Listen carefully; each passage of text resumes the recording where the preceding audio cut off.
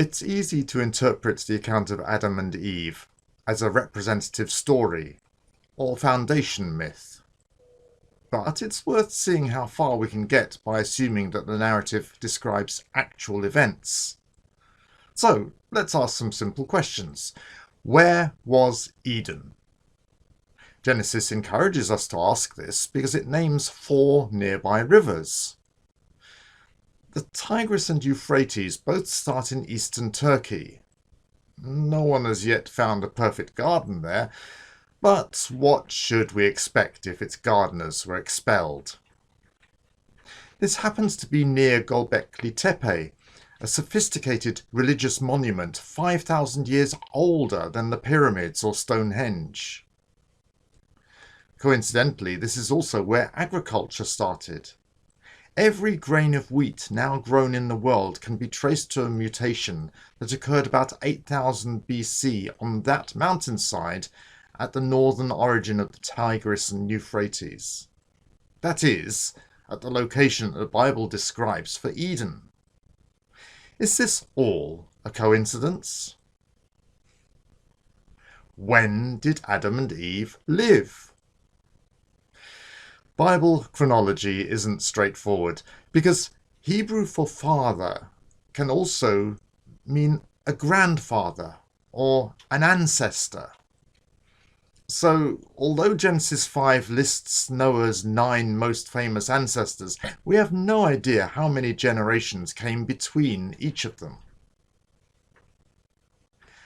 Traits such as prayer, worship, empathy, and cooperation aren't things that can be seen by an archaeologist or a geneticist until those humans build something such as an altar.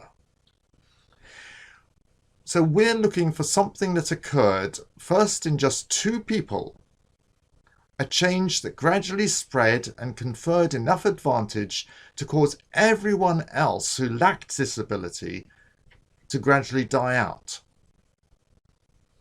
Perhaps the capability of human speech. This was due to a small genetic change that slowly spread throughout the population so that all living humans today share it, which means that all those without it have died out. This change took place in the gene FOXP2, sometime before 500,000 years ago. But this change occurred before the first Neanderthals and Denisovans, so speech itself does not mark the change conferred to Adam. Perhaps a better indicator is the sudden increase in brain size that came with the human version of gene MCPH1, which arrived about 40,000 years ago. The role of this gene is clear when it goes wrong, because it causes a terrible condition of microcephaly. This isn't the only gene that determines intelligence, but it looks like the one that sets humans apart. It arrived at the same time that modern humans started spreading out throughout Asia and Europe. They met Neanderthals and Denisovans along the way, and sometimes interbred. But these pre-human groups died out. We've also found the first musical instruments, hollow bones with holes like a flute, from about that same time. And personalised burials with grave goods, which may have been believed to help the deceased in the afterlife. It all started about then. And Neanderthals did bury their dead sometimes, but this may merely have been to stop the corpses smelling and attracting wild animals to their area. Adam's descendants were true human beings. As well as having a spirit that enabled them to be aware of God, they could empathize with each other more deeply.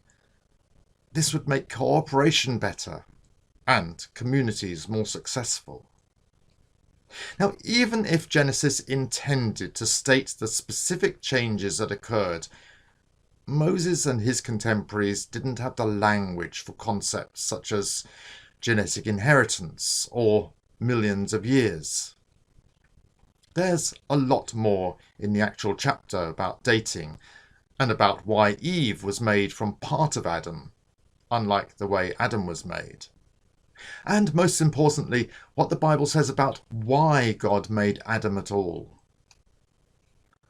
God is concerned that we should at least know what the original plan was, and also the happy ending, that he didn't abandon the human race when Adam failed.